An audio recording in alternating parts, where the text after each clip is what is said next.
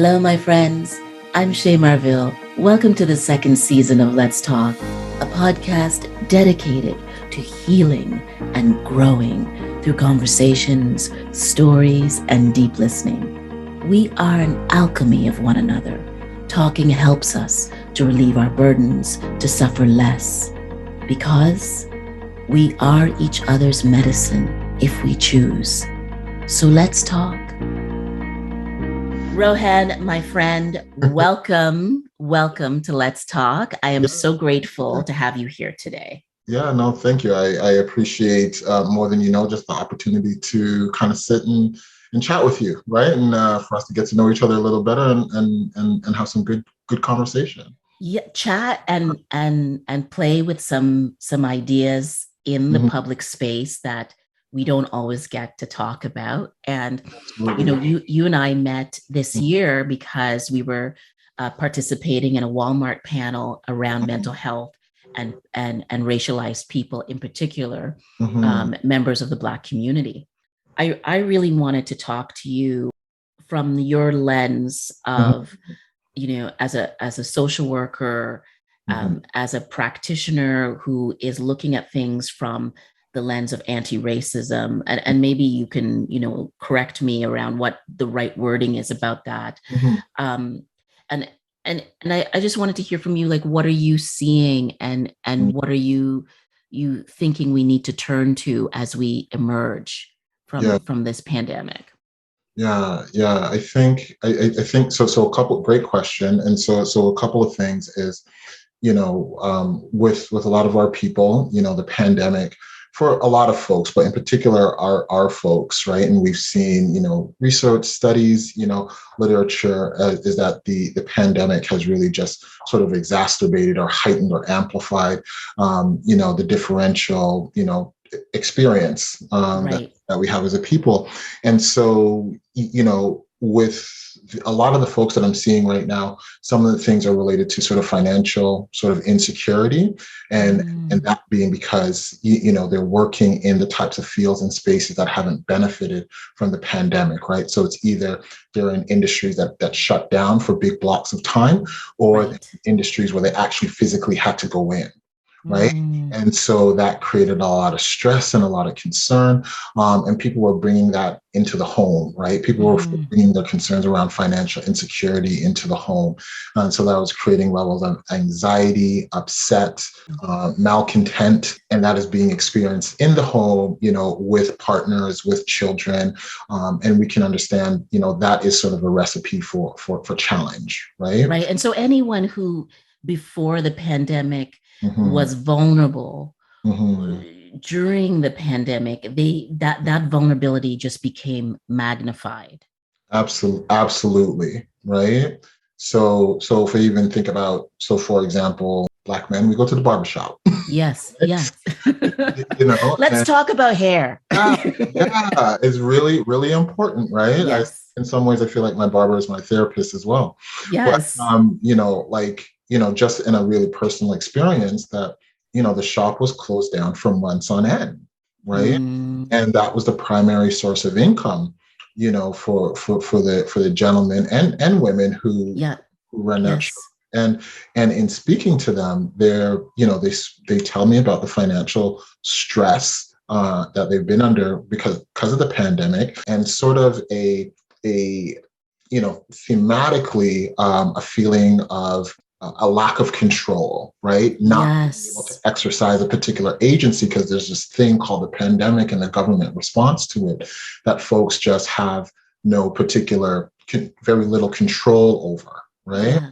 And so when you begin to layer that sort of with how, racial trauma or racial violence, this feeling of, this internalized racism and some of the outcomes that come with that is a great sense of lack of agency or lack of control, as though we don't have the ability to influence what is happening around us, right? See, okay, I really appreciate what you're saying. And there's two terms that I would love for you to unpack for us a little bit, because they are becoming more present in our public conversation, and I think it's very important in terms of seeing the the psychological suffering of racialized people and in particular Black people in this conversation, and that's around racialized, trauma and racialized, violence. Can you Mhm. talk to us a little bit more about what that means in terms of your practice? Yeah. Great. So in my practice, and the vast majority of people that I see they identify as Black. I wouldn't even say Yeah. racialized. Like 99% of the folks that I see are Black, and so we You're also. one of the few, just so not to, not to be rude Mhm. jump in, but you are one of the few therapists, social workers in Canada that Mhm. have that very specific focus. Yeah, yeah. And I hear that, and I'm very, I feel really grateful and appreciative of that. But I gotta be, if I'm completely transparent, it's that people often, they're very intentional in seeking me out, Mm-hmm. and if you're a male, you identify as male, and you're looking for a therapist, and we think about barriers to accessing therapy. Folks are looking for similarities, right? And so Right. in the field, there's not a lot. There's more women therapists than there are, Yes, and there's more Black women therapists than there are Black male therapists, right? of So, course. so kudos to to the men who sort of reach out to me and are willing to be vulnerable and say that I need help. And so anyway, so I'm really lucky that way. But my practice looks as though like it's almost exclusively that I work with Black folks. Although Yes. you, you know that was it was the plan, it was the hope, but I never thought it would actually materialize that way. You Right. know. Well, and it's not so much that you are saying you only work with Black folks, because I know you don't, but you work with issues that are particular to Black folks. And Yeah. so and because there's so few Mhm. places to have those conversations that are safe, and you have a professional who also understands the cultural context that you may come from. Mhm. I think that's probably why your practice is just expanding even now, right now, because so many people understand the need for context as well with while they're getting support. Yeah, absolutely. And so, so if I sort of just come back a little bit to your question there, just around, racial violence, Yes. and so I think And about trauma and and trauma. trauma. Yeah. So we'll absolutely come to that. And so when we think about racial trauma, racial trauma, which is the byproduct of racial violence, we think about it in terms of it being, mental, emotional, physical, psychological and such. And it really comes as a result of discrimination or differential treatment that we experience, which is rooted in the color of our skin, right? Mm-hmm. And we see roots of that going all the way back to the transatlantic slave trade, and we see the manifestation of those things all the way to present day, right? Right. So that's really sort of what we're talking about in terms of racial trauma, and some of the violence and the byproduct of that is the trauma, and what I'm seeing often in my practice is that folks aren't necessarily making the connection to the things that they are experiencing and the impact on their mental health being rooted in racial discrimination or anti-Blackness, right? It's not Mm. everybody who's making those distinctions. And so often there's a lot of self-blame Mm-hmm. that, that, Mm-hmm. that occurs, right? Thoughts and emotions of sort of being unworthy, right? Not Mm. good enough, right? Really buying into this idea, this notion, and I understand where it comes from is, I got to be twice as good, right? I got to work twice Yes. as hard and twice as good. You hear that often. You hear this concept. I mean, there are Mhm, many parents who say to their children in trying to help them to succeed, mhm, you have to be better. You have to, work harder, because you are being evaluated and judged in ways that you can't even begin to fully comprehend. But that in itself seems to create a whole level of of stress and anxiety about, not feeling good enough. And which brings me right to the last bit like the ways in which that it shows up, is around imposter syndrome, so to speak, Yes, right? yes, um, yes, Really tied back to this piece around not being good enough. And so so I think it requires, in my practice, it requires a bit of a reframe, right? mm-hmm. And the reframe is what we like to talk about is dominant culture, so to speak, and the what is normative of dominant culture, and the othering that happens to any and everybody who sits outside of dominant culture, right?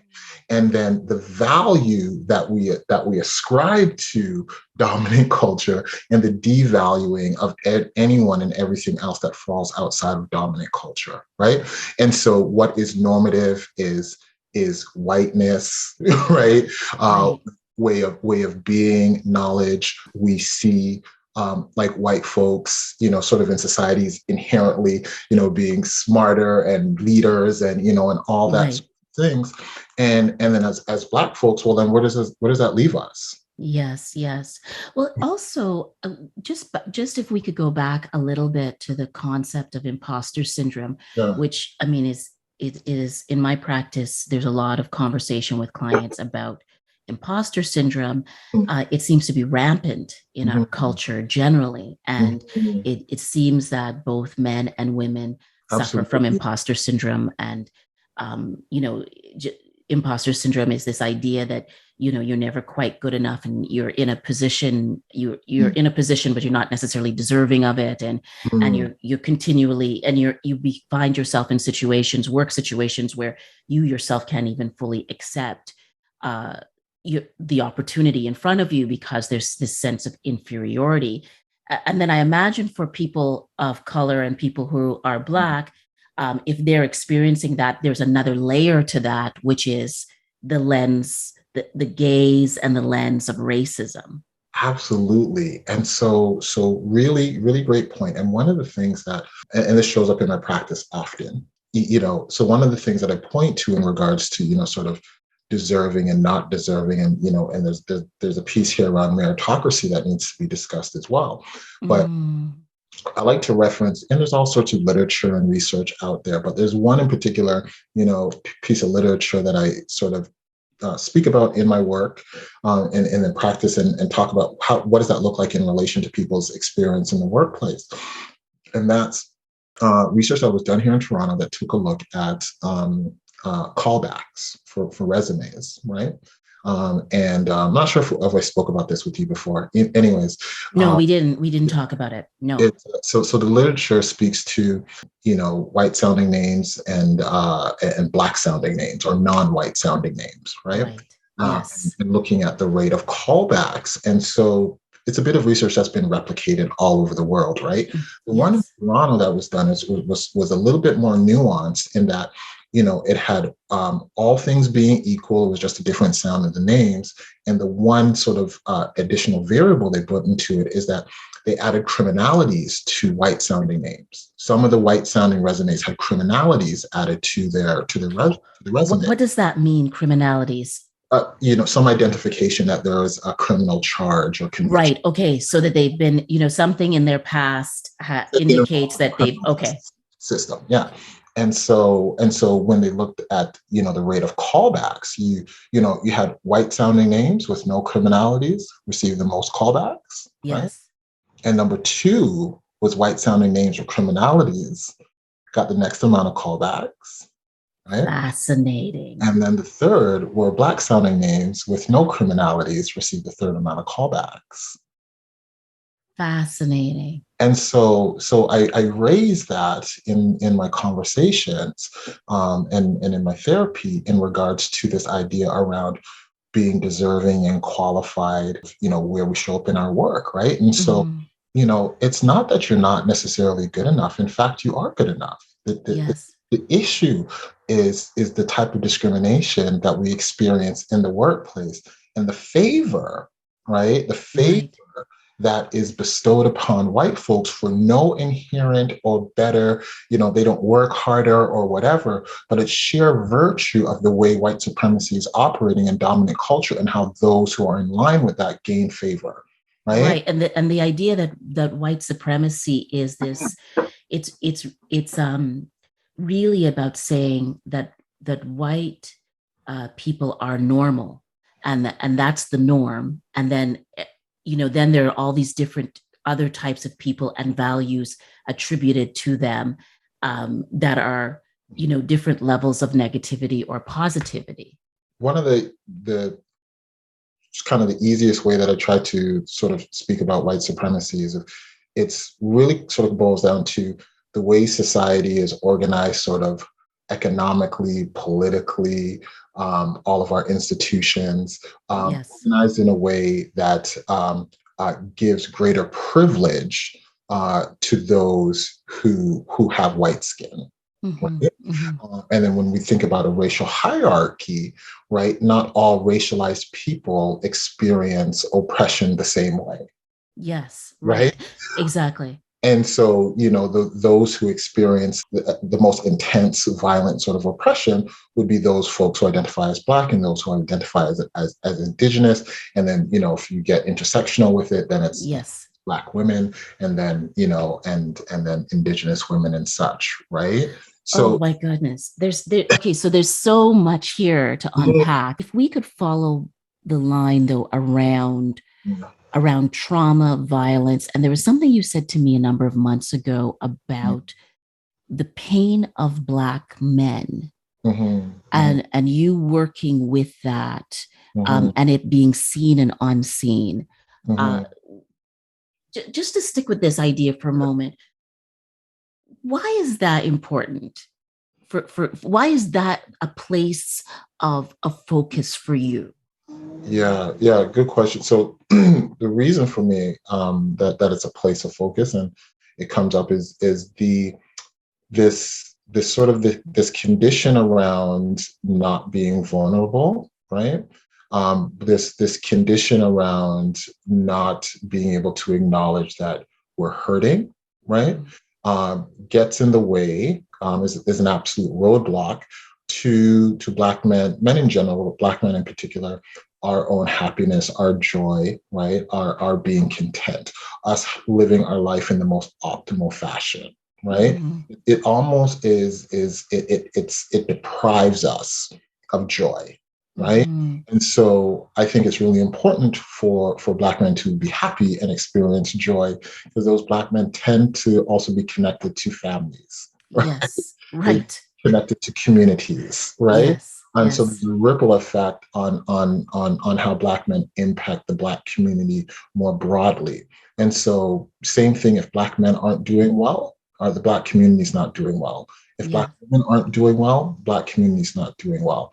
If Black, queer, and transgendered folks aren't doing well, our community is not doing well, right? correct. And so when we also take a look and we pay attention to when we think about things like suicide rates, Mm-hmm. with depression, addiction, substance abuse, right? Mm-hmm. When we see things such as unemployment, when we see graduation rates, we tend to see in the research that men, and when we have the disaggregated race-based data, we see that Black men are not performing as well as Black women. Mm-hmm. Mm-hmm. And so that would indicate to us that Black men are hurting, Black Mm-hmm. people aren't doing well, and we need to tend to some of those issues that Black men are experiencing. Right? And I think one of the values, or one of the things I value about your work, Mm-hmm. is bringing forward the conversation that Black men are in pain and require attention. And I think for Black men to hear that, for Black men to hear that their pain is validated, Mm-hmm. and that it's real, and that you don't have to man up all the time, or have a kind of certain, Or even deconstruct what this man up thing is about. But what I mean, well, yeah, we should go there. we should Yeah. go there. It's just, I think it's really important work, because I think we also learn from the people who are creating space for us Mhm. to be ourselves. And we're also trying to break, cycles, right? Like generational Yes. cycles, right? And so, so our fathers learned how to be a man from their fathers, who learned from Yeah. their fathers, and people are just doing the best that they could. Mhm. Of course. Like, so it's not a finger pointing. It's like people were just doing the best that they could, but what they were learning was problematic, and ended up handing it down to us. And so, some of the conversations that I like to have with some of the men that I work with, is around, help me understand your understanding of masculinity, right? Mm. And we can, and let's start to have, what are some of the words, what are some of the characteristics, right? And it's a really interesting conversation, because, before they feel comfortable, they'll be like, honest, and a breadwinner and protector of the family, and all that sort of Yes. stuff. But then you really start to get into it. Some from the toxic masculinity sort of characteristic traits come out in the conversation, right? And it's, womanizer, Mm. you know, sort of like an authoritarian, settling disputes with violence, and Yes. all Using these. force, using Yeah, force. and being stoic, and being non-emotional, right? Right. All of these Right. kinds of things. And then so that we can begin to also have a conversation around. First, I'll ask, how's that working for you? And then we begin to have a conversation around, or the conversation will pivot around, so what happens, what are the words or the characteristics that we would attribute who aren't being masculine, so to speak, Exactly. Exactly. right? And the pressure, right, to And be that. what comes out, though, is they end up articulating a lot of characteristics and traits that we would attribute to women, Hmm. right? Interesting. So you start to see that there's it's, if you're operating outside of the box, right, Yes. seen as less than as a man, there are sanctions that come with it, right? Yes. But thirdly, it's, if this is what we're doing to men who we think identify with feminine traits, then how are we as men, how are we treating women?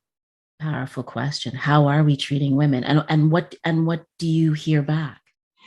And so here, I'll come back to that, right? But I just want Okay. I know. We I'll need, come you back to know that. what? We need 7 hours, you Yeah, and I. Like we I'll come back to that. But when we start to ask some of the men around, so what are tell me about some of the men that you look up to, right? That you, Yes.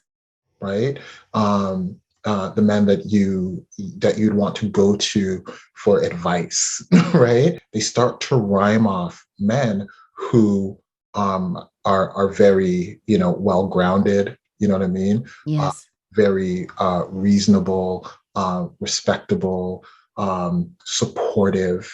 All of these, when they describe these men, and they're the opposite, Hmm. are almost the opposite of the characteristics that they identified when I asked them the question around tell me what masculinity is. Profound. You're right. Wow. And so with it becomes, the facade, the performance, the mask, Yes. right? Yes. That we are carrying and doing at day in and day out, right? And the performance of that is putting us in at odds with with our true authentic self. It's putting us at odds around closeness and relationships and authenticity. And, Yes. and we know that close relationships, authenticity, belonging are all pieces that contribute to well-being, right? Yes. So, Yes. so by carrying on this facade, by performing this very toxic sort of masculinity, by operating in the box, we are actually operating against our own best interest. Yes. But how do you operate in your own interest if you have not seen that kind of behavior, or that behavior is not rewarded, at least, outwardly in the society. And I think, even with some of the conversation that has come out of the Oscar event with Will Smith and Chris Rock, there, I mean, as absurd as that situation was, uh, there's some very interesting conversations that have emerged. And I mean, and just, to give a caveat, I mean, absurd. And then, it was an assault against Chris Rock. And so but then again, there's all this other nuance around the relationship between those two men, and the relationship between Will Smith and his partner, Jada Pinkett Smith. And one of the conversations that I've seen that I've been really curious about has been this idea that Will Smith was being heroic in his behavior because he was defending his partner. And then you see all these other conversations that fall out of that about, how a man should be. And this idea that Will Smith behaved in a way that was unlike how they've come to know him. So, it's so interesting that this one event where he made a bad decision in a split second has all of these cultural perspectives, and one of them is about the assessment and the analysis of what it is to be a Black man, and whether or not he's a role model for Black men, right. Which I think is a terrible position to put anyone in. Lots of conversation around this, and if I could weigh in on it just a little bit, is I think that first and foremost, I think people are human beings, and we are perfectly flawed, and we are vulnerable, right? And we have moments of weakness, right? Mm-hmm. And I think if we're all honest with ourselves, we've all had moments when we weren't our best, right? Every day. And so I would want to offer folks who aren't their best amount of grace, and yes. I hope that grace would be offered to me when I'm not my best. Yes. Right? With that being said, right, we can still hold people accountable for some of the harm and the impact that they've caused, right? Mm-hmm. Now, I'm not here to render judgment around what should happen to Will Smith or what should happen to Chris Rock. That's not my job, right? What I am saying though is that regardless of kind of the circumstance around it, when we've created harm, people need to be held accountable appropriately, right? Mm-hmm. So I'll say that. I think this piece, or this idea around, Will Smith did had this act and he's no longer a role model. I'm like, there's some racial undertones to this as well. Yes. Because they're not applying the same analysis, right? To white folks in the academy who have done all sorts of like legitimate violence and wrong, and we weren't so quick to sort of cast them away. So yes. So I think we need to sort of see this. We're always battling the trope of the angry Black man who has a propensity to violence and all that sorts of stuff. And so what part in this particular instance where this trope is being levied? Right. Right. You see, that's how they really are. Right. Yes. And even, but I find, I've heard that argument, people have been concerned about, his fall from grace superficially. I think the thing that I have thought about though is just that in a matter of minutes you saw 3 or 4 different African American men on that stage. Sure. That all show different types of characteristics and attributes. And I think this is one of the challenges in being a racialized Black person, and being a Black person, is that you can't be human. Right? That doesn't, and you can do bad things and you can do good things, and it's just called being human, and right? Yeah. So here you go. So I think you just really hit the nail on the head, right? And so when we're thinking about how anti-blackness operates within white supremacy, is Black folks don't get to be individuals in the same, Yes. right? Yes. Yes. So and that was drilled into you from a wee baby, right? Right. Everything you do, understand you are representing your people. Right. Well, so So so this is really key. This is really key because now I'm not talking about what other people think about us right now. I'm talking about within yes, the diverse Black yes, communities. yes. This idea that you have to represent your Mhm. people if you go to the grocery store, if you go to school, if you go to the movie theater, Mhm. it's, at work, it is so much pressure. And who does anybody else carry that pressure? And the answer is no, right? Mm, And so again, right? Again, within anti-blackness, right?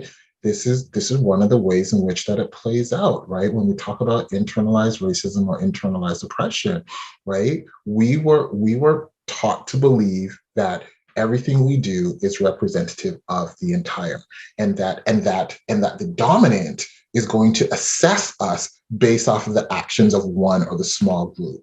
Now we can't do that with them, right? We don't yes. do that with others, but it's okay to do it with us. And some of us have and again, it's around conditioning, right? Yes. Have bought into that unknowingly or knowingly, have bought into that, For right? And certain. so I think, in this particular example around Will Smith, I think we would be responsible to push back against that. Right. Yes. So to your point, you're like, I think, and I'm not the most sort of up to date on sort of entertainment stuff, but Questlove won an award right Yes, there, he did. and then Samuel L. Jackson, won a Lifetime Achievement Award. Yes. Yes. And I think the director for the Oscars was a Yes. man Will who had all Packer. black, yeah, Yes. had an Yeah. all black cast, and so if we're going to talk about, well, a defining moment for the people, Right. And I think why don't those get to be the defining moment? precisely, and I think also Chris Rock's response, and I, personally, I really have appreciated Chris Rock for many years, even though I have to admit I blamed him at one point Mm, because a gentleman after the documentary he shared at the Toronto Film Festival. I was at an event and a gentleman came up to me and I had a very, very uh, direct conversation with me about my hair that I did not initiate, and I mm, thought to myself, "This is Chris Rock's. This is because of Chris Rock. right.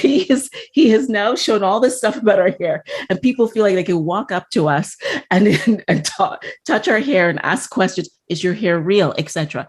Anyways, He all gave, jokes gave away the he secrets. gave away the secrets, but all jokes aside, I mean, I think the grace and I'm sure he was in shock as well, but Chris Rock also represents a kind of behavior where Mhm. he continued with the show Yeah. and he chose, and I think, I'm not sure that he's said anything as yet about No. publicly about what he experienced. We have to be willing to not judge. Yeah. Yeah. Absolutely. And to not throw away. Mm-hmm. And I Oh think that's yes. that's that's we are not, and this is a conversation that happens often in my practice, is that, we are not the sum of our mistakes. Mm. We are not the sum of our mistakes, right? And so, I think we would be wise to sort of take a posture around, grace and forgiveness and understanding. Again, when people aren't their best, right? Yes. And this idea of throwing folks away, like, Shay, could you imagine if you got thrown away for every misstep that you know, I'd be right? living in a cave. I'd Yeah, be living. absolutely. And you want to know what, like, we are worthy of redemption, right? We're Yes, worthy yes. of forgiveness, right? Well, and we're worthy of forgiveness, but also, and I say this not thinking it's easy. Mm-hmm. But when you go through events where your vulnerabilities and your frailties Mm-hmm. reveal themselves, and Mm-hmm. you fall from grace or you make a mistake, Mm-hmm. you hurt others, right? I don't know that there's anyone on the earth who hasn't, right? Absolutely. But when it happens, there is learning for you, the person, Mm-hmm. right? Mm-hmm. There's learning for you to inhabit. And I think that's where that's where success exists for me. I'm not talking about professional or Mm-hmm. academic success, but success as a human being, that you Mm-hmm. could be humiliated or Mm-hmm. crushed, or you know you've done something, and then you emerge from that Mm-hmm. Mm-hmm. stronger. Yeah. No losses, just lessons. Yes, I Right? love that. No I love losses, that. just lessons, right? And when you talk, when just in that piece that I think you nailed so articulately, is that was my takeaway from it. you know Mm, and that's where the growth is. And if we, and if we sort of think about it again, sort of from a sort of from a mental health sort of practitioner perspective, right? I appreciate you that, know if you would. there's just this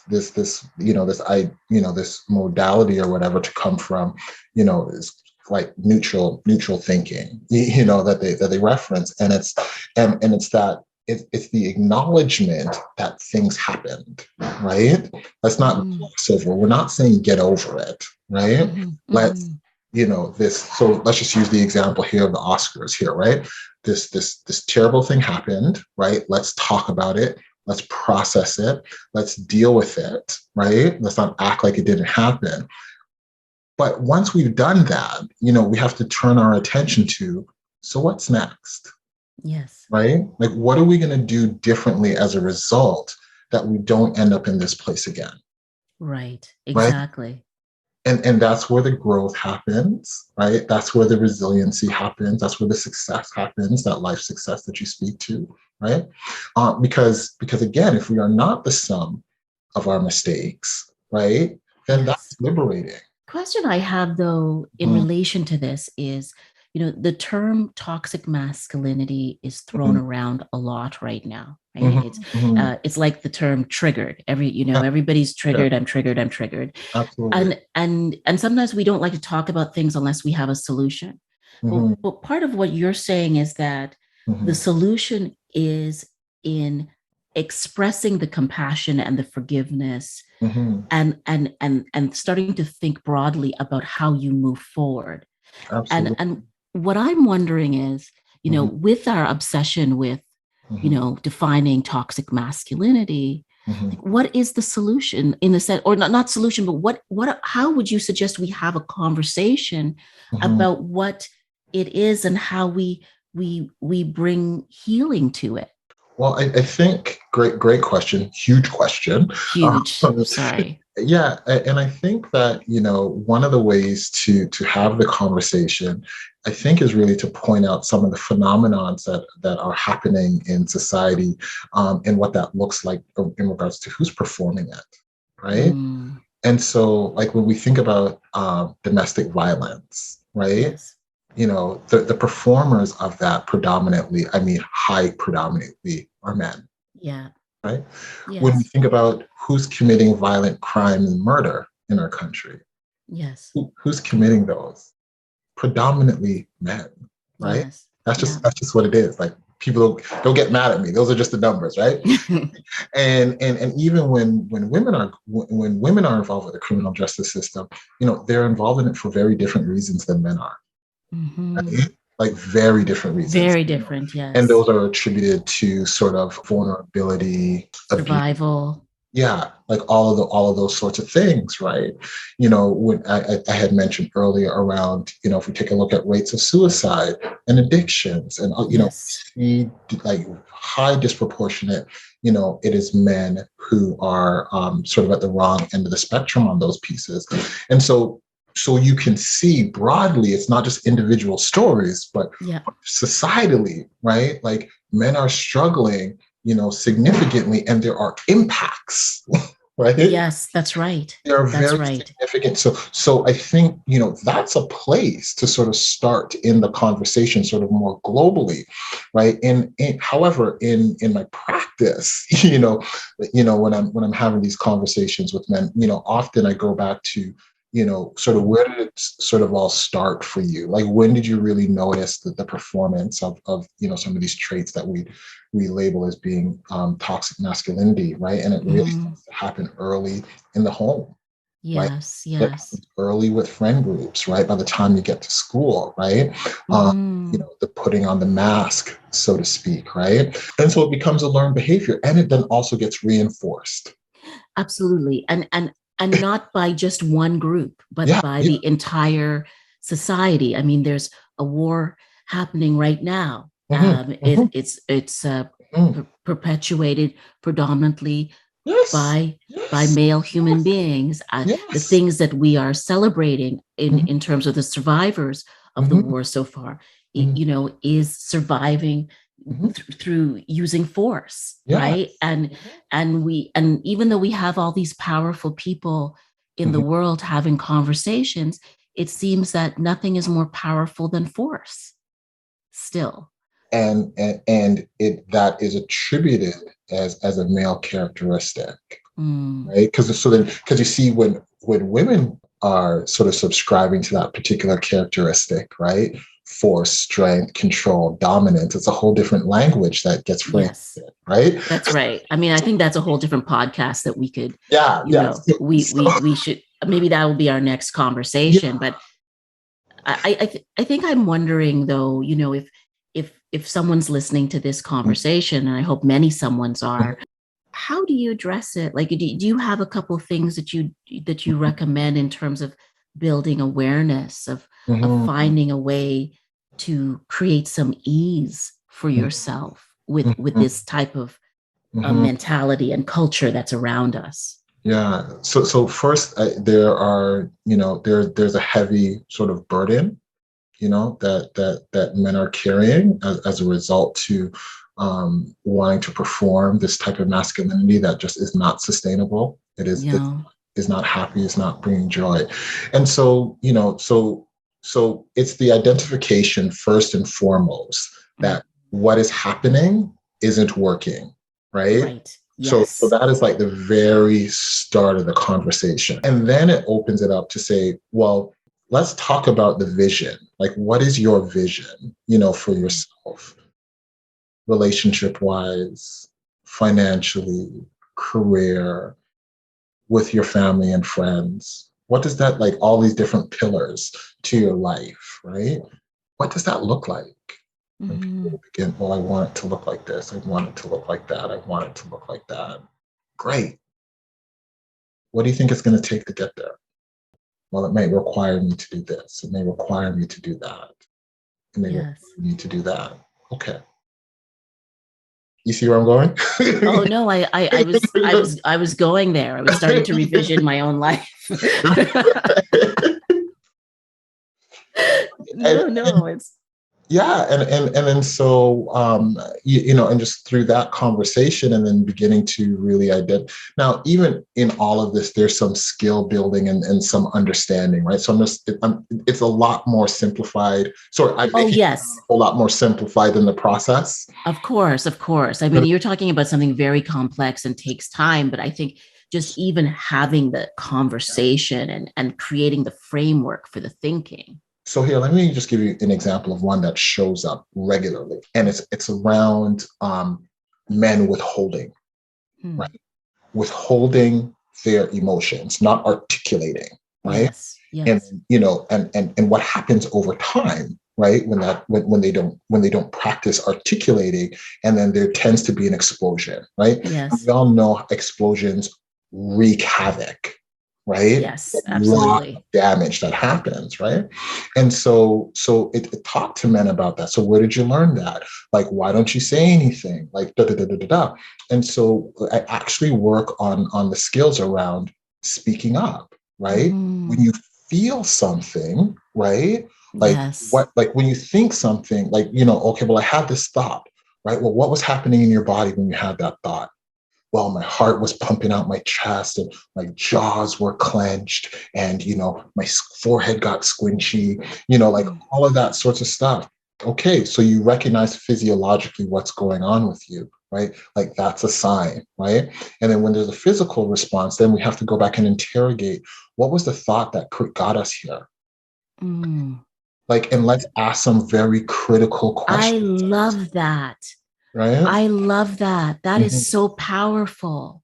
So, and what I found, and I've heard this kind of this narrative time and time again, once we've worked on the skill building of being able to get folks to articulate how they felt, not Mm-hmm. not a criticizing of Shay per se, but I can say, Shay, when this happened, this is how it made me feel, Yes. right? Yes, that's right. Right, it's a skill, and I tell my clients the things that we practice are the things we get good at, Yeah. period, full stop. So if you practice silence, you will be good at silence.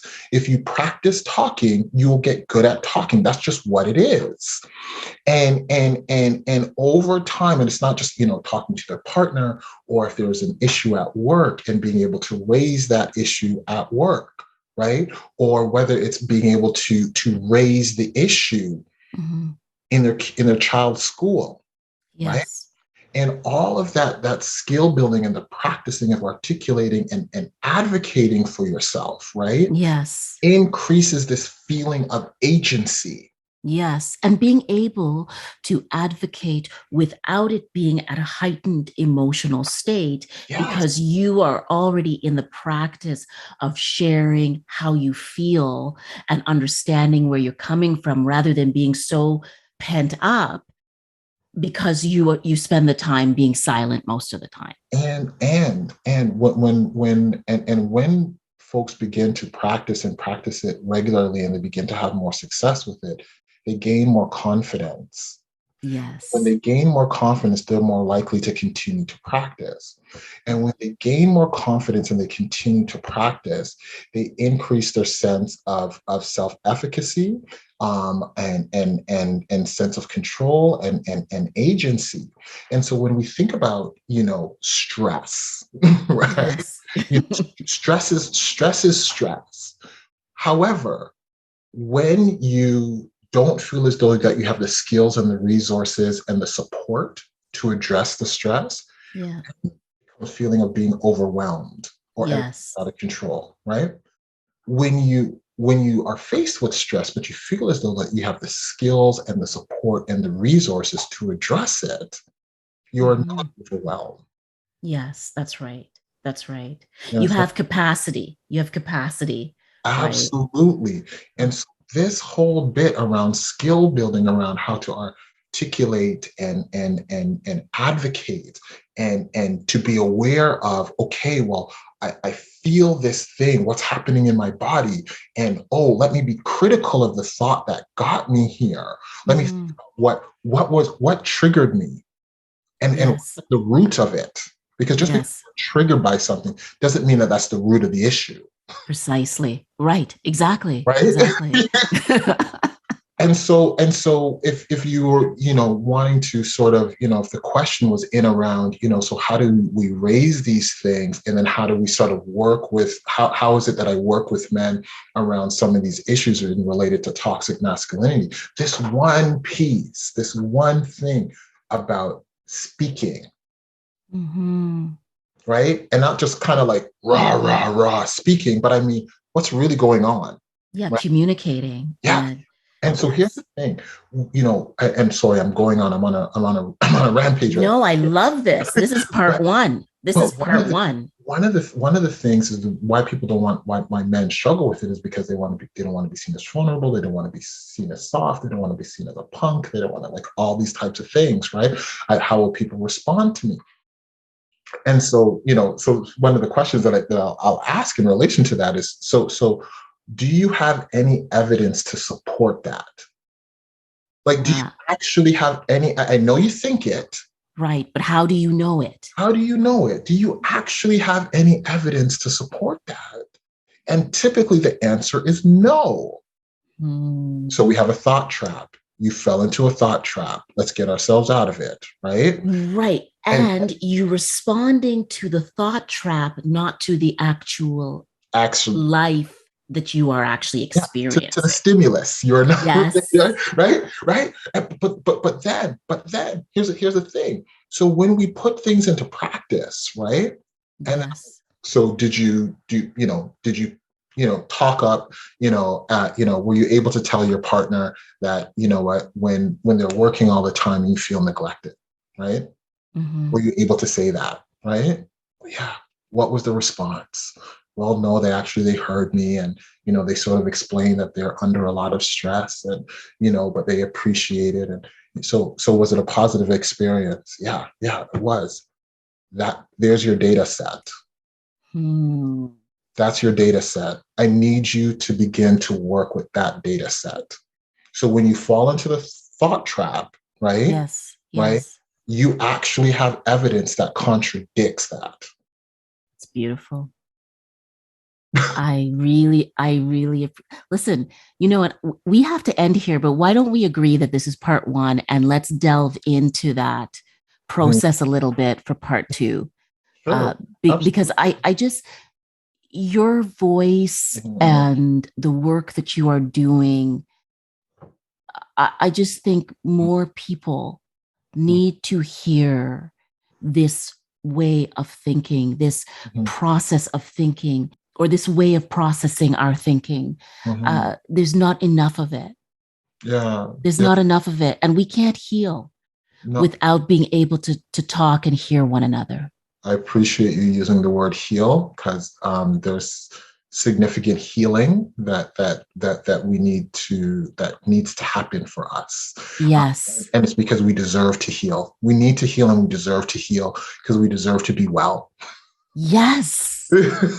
Right? We deserve to be well. And yeah, so I really, anytime, Shay, and once I get my stuff together and get my podcast, I know, I can't wait. You are one of the first people on the show. So I can't wait. I think your show is going to be, it's so needed.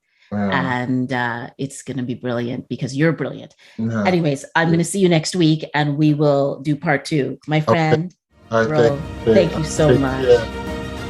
I'm Shay Marville, and you've been listening to Let's Talk, a podcast dedicated to healing and growing. You can follow us on Instagram, Twitter, and Facebook. And listen, I need your help to grow the reach of this show. Would you please subscribe, rate, and review us on any platform that you're listening to? I'd love to hear your feedback. Ciao for now.